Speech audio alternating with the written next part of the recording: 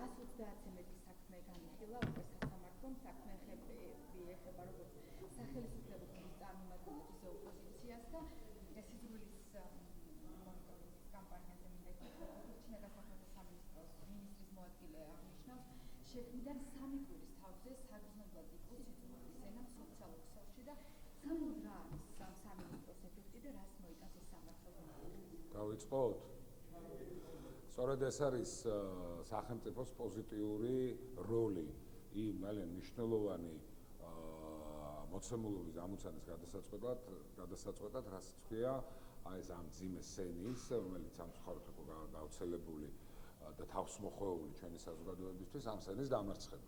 ეს არის ის, სადაც სახელმწიფო არათუ უფლებამოსილია ვალდებულია საკუთარ წვლილი შეიტანოს სიძულვილის სენის შეურაცხყოფის ისეთი ლექსიკით საკუთარი პოზიციის გამოხატვის, რომელიც სხვა ადამიანის პატივისა და ღირსების შემლახავია, სწორედ ამ მოცემულობის დასამარცხებლად, ამ მოცემულობის პრევენციისთვის ძალიან მნიშვნელოვანია იმ სამმართველოს ფუნქცია, რაც შეიქმნა, სასამართლოს ფუნქცია, რომელმაც უკვე აზზე მეტი საქმე განიხილა ამ მცირე დროის მიუხედავად და სადაც მკაფიოდ დადგინდა სად გადის ზღვარი სიტყვისა და გამოხატვის თავისუფლებასა და იმ შეურაცხყოფებს სიძულვილის ენას შორის, რომელიც ესოდენ ფართოდ გამოიყენებოდა როგორც მედიაში, ასევე სოციალურ ქსელებში. რა თქმა უნდა, ეს ყველაფერი თავის შედეგს გამოიღებს, კიდევ უფრო მეტად უკვე სახეზეა შესამჩნევი შედეგი და ყველამ ისწავლოს და მიეჩვიოს იმას, რომ საკუთარი შეხედულების, საკუთარი აზრის და პოზიციის გამოხატვა სრულიად შესაძლებელია შეურაცხყოფის, სიძულვილის ენის, სხვისი პატივისა და ღირსების შელახვის გარეშე. მადლობა ღმერთს, ქართული ენა საკმაოდ დიდარია, იძლევა იმის საშუალებას, რომ აზრი დაფიქსირდეს ყოველგვარი ესეთი შეურაცხყოფელი და სიძულვილით გაჯერებული ფრაზებისა თუ გამონათქვამების გარეშე.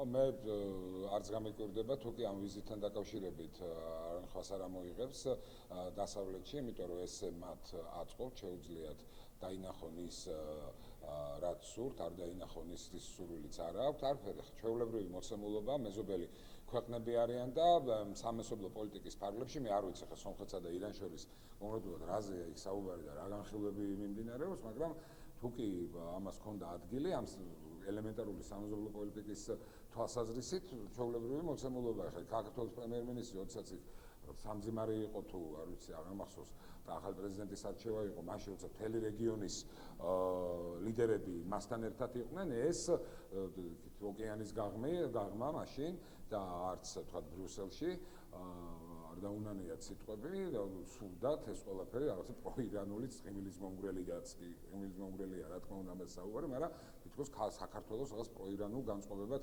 მოენათლათ, რაც რა თქმა უნდა საქართველოს შემთხვევაში არის აბსოლუტურად ტყუილი და არაფერი აქ გამორჩეული და განსაკუთრებული არ ხდება. რეგიონის ქვეყანაა, მეზობელი ქვეყანაა და ყველა იმ დიპლომატიური ურთიერთობების ფარგლებში და ჭრილში საკუთარ როლს ასრულებს. ახლა სომხეთში თუ ჩავიდა ირანის დელეგაცია და რაზე ხდება, ახლა სომხეთთან მოლაპარაკება, მაგას მე ვერ გეტყვით, მაგრამ ორმაგი სტანდარტი არის სახეზე. სურთ დაინახავენ, არ სურთ დაინახონ, ელემენტარულად აიფარებენ თვალებზე ხელს და გააკეთებენ იმას, რაც რისი სურვილიც გააჩნია. მაგალითად საქართველოს შემთხვევაში უნდა თავდასხმა ქართულ ხალხზე, უნდათ თეთრი შავად, ხოლო შავის თეთრად მონათვლა, ამას აკეთებენ. არ სურთ ამის გაკეთება, შეიკავებენ თავს. ეს არის ის ორმაგი სტანდარტი, რის გამოც არის სწორედ ევროსკეპტიციზმის ძალიან დიდი პრობლემა საქართველოში, ქართველი ადამიანი ორმაგ სტანდარტს და ესეთ ჩაგურით პოლიტიკას ბუნებრივია რომ ვერ აიტანს და ვერ გადახარჯავს. ძალიან ხალხს რა პირველიანი მოხდეს, შეიძლება პირველზე იყო განსაკუთრებული და ამიტომ ყოფილა. ალბათ ისაუბრებთ თავდასხმაზე, რაც მოხდა ფარვალის მისამართით, მაშინ ამაზე გითხავთ. მე იმავე დღეს ვისაუბრე, გამოვედი ვისაუბრე მაგაზე საკმაოდ ვრცლად. გამოძიება რატომ არ არის დაწყებული ამ დროისთვის, იმიტომ რომ კადრებში ჩანს, რომ მინიმუმ 10 დეპუტატი ძალადობს ფარვალაზე, ის აინტერესებს მის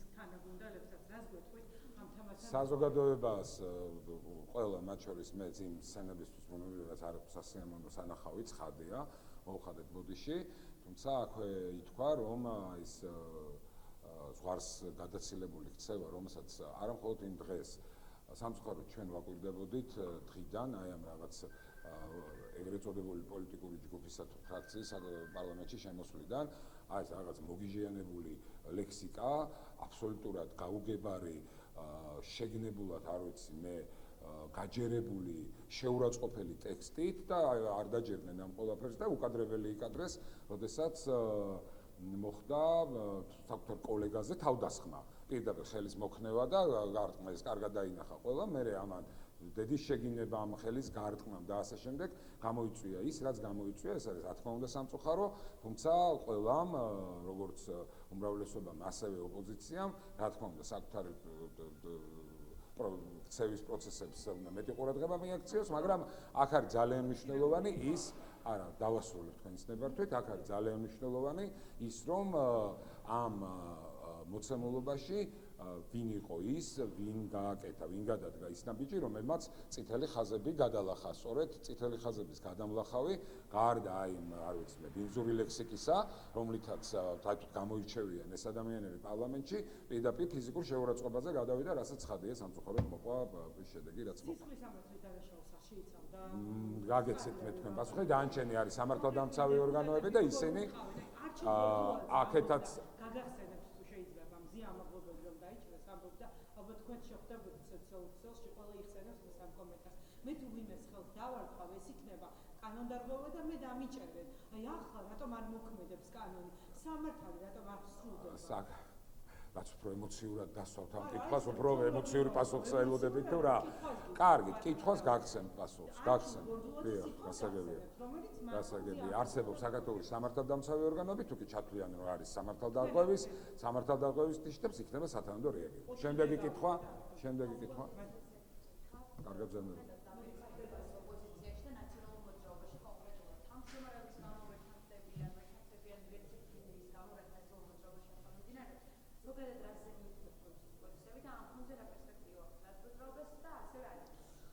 ნას მოძრაობაში ისევ როგორც მთლიანად რადიკალურ ოპოზიციაში მიმდინარეობს პროცესი, რომელსაც დავარქვი მე დასასრული, ეს არის ის რეალური სახე მათი მდარე პოლიტიკისა, რაც აუცილებლად საბოლოო ჯამში ასეთ დეგრადირებულ ფორმას მიიღებდა, უნებრივია არა მხარდაჭერა საზოგადოების, კვლავ სირბილი უცხოეთში და იქიდან მხარდაჭერის მოპოვების განწყობები, აქ ელემენტარულად რესურსიც დაელიათ, ისედაც მწირი რესურსის და გაცვეთილი პოლიტიკურად გაცვეთილი სახეების ფონზე რესურსის დაელიათ, ვინც შეიძლება ამ ეგრეთ წოდებული პოლიტიკური პარტიის ლიდერად დაასახელონ, სრულიად საზოგადოებისთვის ღიმილის მომღვრელი კანდიდატების დასახელება და საბოლოო ჯამში ეს დასრულდება ჩვენის სურვილითაც, პირდაპირ შემიძლია გითხრათ, იმით, რომ საზოგადოების უნდობლობის პირობებში ამ პოლიტიკურმა ძალამ პოლიტიკური წონა საერთოდ ნულამდე უნდა ჩამოიყვანოს, რაც ძალიან ახლოს არის ახლა ნულთან. არ ვიცი, დაველოდოთ ასევე საკონსტიტუციო სასამართლოს გადაწყვეტილებას, მისი ვერდიქტიც იქნება ძალიან მნიშვნელოვანი იმ მტკიცებულებების ფონზე, რაც ჩვენმა კოლეგებმა ჩემთან ერთად წარვადგინეთ საქართველოს საკონსტიტუციო სასამართლოში, რა გადაწყვეტილებას მიიღებს ეს სასამართლო, მნიშვნელოვანია, ამიტომ რომ გადაწყვეტილება იმოქმედებს, რა თქმა უნდა, ამ ეგრეთ წოდებული პოლიტიკური სინამდვილეში ნახევრად კრიმინალური პარტიების ბედეულს. აი ოპოზიციაში არსებული დაპირისპირების ფონზე ჩვენ ხედავთ, რომ ახალი ოპოზიციური პარტიები იქნება ბატონო დავით, მაგალითად გუშინ შეიქმნა ჯერ საქართველოსთვის, სხვადასხვა ამ პარტიის ლიდერი არის ბიძინა ივანიშვილის ყოფილი ადვოკატი, მიგეცოდინებათ ალბათ. ზოგადად ახალი ოპოზიციური პარტიების შექმნა ოპოზიციურ სპექტრში რა შეცვლის აი ამ დაპირისპირების ფონზე? ახლა არიან სრულფეხა აგენტურა, არის სრულფეხა აგენტურა. სრულფეხა აგენტურას მოეწვითა კბილი, განულებულები არიან, ახლა ცდილობენ რაღაც აი ესეთი სრულფეხა აგენტურით გავიდნენ ფონს, თუმცა რეალური შედეგი მაინც ერთი იქნება, რაც დაემართათ შედარებით მსხვილ კალიბრიან აგენტებს, დაემართებათ დაბალი კალიბრის აგენტებს. აი შემიძლია გითხრათ.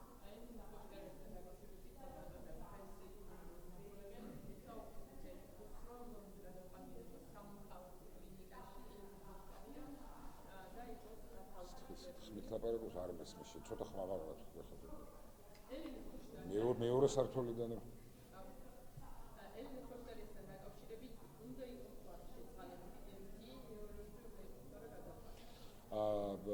კაპიტან ხოშტარია შემთხვევა არის პეტენციის დაწესებულებაში არსებული ჯანმრთელობის მდგომარეობა. ხო, ხომ ეს ჯანმრთელობის მდგომარეობის აქტიური კვლავ შესწავლა ხდება, ვიცით ჩვენ ექიმები არიან ჩართულნი, თვითონ პეტენციის დაწესებულება საკმაო რესურსს გააჩნია იმის რომ თავადაც რა თქმა უნდა მოახდინოს და ახდენს კიდე შესაბამის რეაგირებას, ყველა პატიმარს სახელმწიფო უფასოდ კურნალობს, არც კაპიტან ხოშტარია გამონაკლისი, რა თქმა უნდა, მას ჯანმრთელობას უსურვებთ და ეს არის ჩვეულებრივი ერთი საქმე პენტენციის დაწესებულებაში, თქვენ ის გაითვალისწინეთ თუ რამდენი ადამიანი ავადდება, რაც არის აბსოლუტურად ჩვეულებრივი და გასაგები მოვლენა, ავადებიან ადამიანები როგორც პენტენციის დაწესებულების გარეთ, ასევე მის შიგნით და სამედიცინო დახმარების და სამედიცინო მომსახურების თვალსაზრისით სახელმწიფო აბსოლუტურად უფასოდ ნახდენს კვალიფიციურ კურნალობას.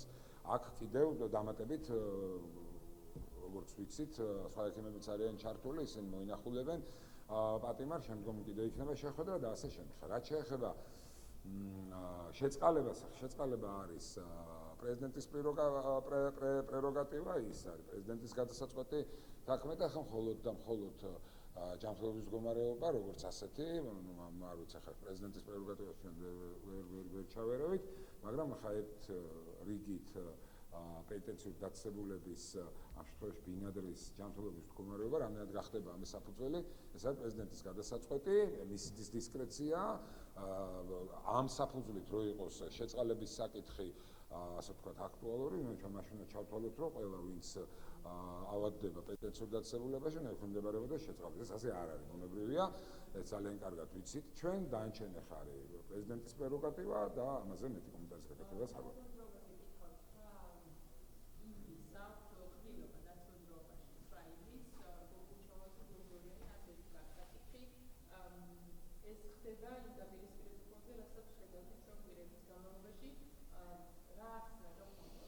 ну ამ ყრილობამ აი რა შეიძლება მოიტანოს ასმოძრაობისთვის, როდესაც ყრილობამდეც და აბსოლუტურად ყრილობის მერეც ალბათ ედეგივე სტატუს კო შენარჩუნდება ამ პარტიას არანაირი რესურსის პოლიტიკის ლავირინთებში თავი გაართვას და გააღწიოს არ გააჩნია, ხო? ახლა სადესაც გზამკვლევად ნანუკა ჟორჟოლიანს აირჩევს პარტიის ბელადი, დაიწუნებს ერთს, მოიყვანს მეორეს, მე რამდენია უკვე ასეთი სად შეიძლება ახლა ამ პარტიამ თავი ამოყვინთოს ამ ჭაობიდან, სადაც ძალიან მძიმედ მიექანება ფსკერისკენ, საზოგადოება მას ძალიან კარგად იცის, მას ესმის, ის დიდი ხანია აკვირდება ამ ადამიანთა ერთობას, რომელიც სინამდვილეში აგენტურას და მეხუთე კოლონას წარმოადგენდა. ყრილობამ აი რა შეიძლება მოიტანოს, ვერაფერს ვერ მოიტანს, იქ რაც იყვნენ ისე დარჩებიან და ეს იქნება ის სურათი, რომელსაც ნახავს საზოგადოება.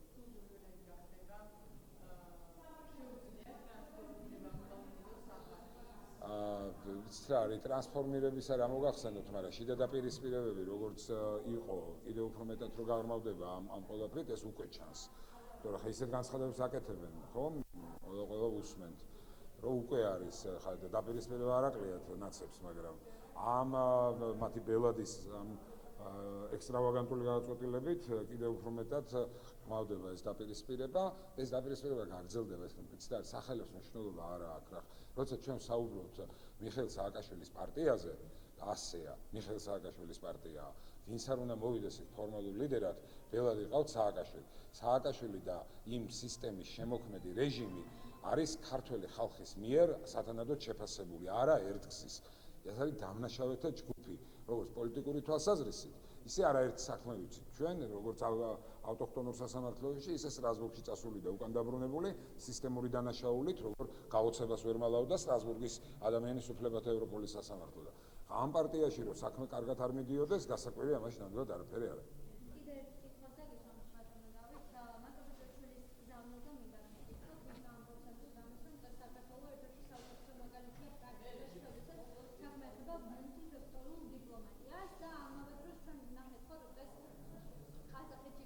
ირაკლი აბახიძე ზოგადად აი თქვენ ამ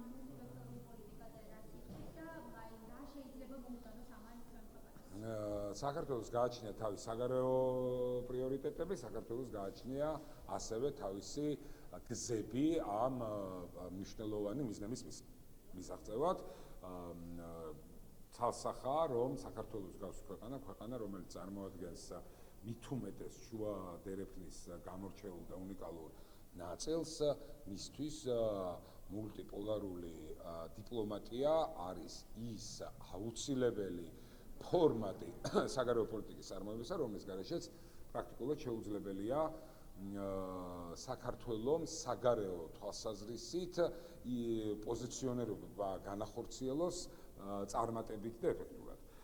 ჩვენ მულტიპოლარული დიპლომატიით ცხადია, რომ არ ვსაუბრობთ საგარეო პოლიტიკურ პრიორიტეტების შეცვლაზე, ან ნიველირებაზე, ეს ცალსახად არის განსაზღვრული აქ პრემიერმაც, ვიცე-პრემიერებმაც, არაერთგზის ისაუბრეს, ევროსტრუქტურებში ინტეგრაცია არის ეს პრიორიტეტი და რჩება ამათ, მაგრამ რა თქმა უნდა, ღირსეული და ღირებულებებით სავსე, ღირებულებებით გაჯერებულ იმ კავშირისკენ, რომლისკენაც სწრაფვა არის ქართველი ხალხის სურვილი და არა ის მოცემულობა სამწუხაროდ, რასაც ჩვენ ვაკვირდებით. იმედია მაშინ, როდესაც დადგება დღეს წესრიგში ეს საკითხი, ჩვენ ევროკავშირში ეს სრულად მდარე ღირებულებების გარშემო თავმოყრილი ბიუროკრატიის მიერ ნაწარმოებები პოლიტიკა აღარ დაგვხდება და იმ ღირებულებებს დაუბრუნდება ევროკავშირი, რის გარშემოც იყო შექმნილი. რაც შეეხება მულტიპოლარულ დიპლომატიას, მულტიპოლარული დიპლომატია ეს არის ის აუცილებელი და უმნიშვნელოვანესი, კიდევ ერთხელ ვიმეორებ, გზა და ფორმატი, რითაც საქართველოს მოძრაობს საგარეო პოლიტიკით. ეს არის ურთიერთობები მეზობელ ქვეყნებთან, ურთიერთობები კაფიო ღრმა და პარტნიორული სტრატეგიულ პარტნიორებამდე და აყვანილი ცენტრალური აზიის ქვეყნებთან, ეს არის ურთიერთობა, რა თქმა უნდა, თავისთავად გასაგებია ევროკავშირთან და შეერთებულ შტატებთან, ეს არის ურთიერთობა ჩინეთთან, ჩინეთის სახალხო რესპუბლიკასთან. საქართველოს არ გააჩნია ფუფუნება, რომ რაღაც ერთი კონკრეტული მიმართულების ფარგლებში შემოიფარგლოს საკუთარი დიპლომატიით და ეს დიპლომატია არ განავრცოს ისე, როგორც ეს ესაჭიროება და არის ქართველი ხალხის ასე ვთქვათ ინტერესების, საუკეთესო ინტერესების განსახორციელება. თქვენ იცით, რომ ჩვენ გვაქვს ორი ეროვნული ამოცანა. ეს არის სიღარიბის დაყვანა ნულამდე, ეს არის ოკუპირებული ტერიტორიების დაყვანა ნულამდე. ყველაფერი დანარჩენი არის საშუალება საქართველოს ეროვნული ამოცანების და ეროვნული ინტერესების განხორციელებისა, ამიტომაც ბუნებრივია ჩვენთვის არის ძალიან მნიშვნელოვანი ის პოლიტიკა, რომელსაც აწარმოებს საქართველოს დღეს და მას ამის შესახებ საგარეო საქმეთა მინისტრმა ძალიან ცუდად ისაუბრა.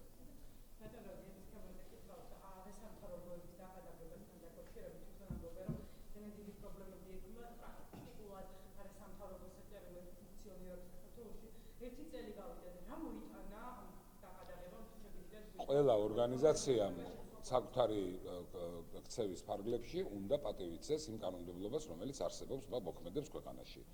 ასეთი კანონმდებლობის პატივისცემის პირობებში არავის ანგარიშების დაყადაღება არ მოხდება.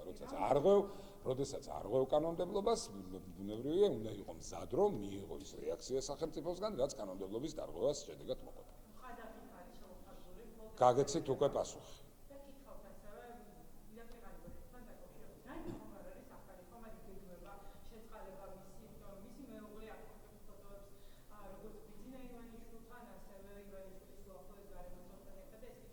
მხოლოდ საჯარო ინფორმაცია, რაც ვიცით, ამაზე მეტად კომენტარის გაკეთება ნამდვილად არ შემიძლია და არც არის არანაირი ინფორმაცია. საჯარო ინფორმაცია ყოფილ პრემიერთან დაკავშირებით, რაც არსებობს, რაც თქვენ ძალიან კარგად იცით.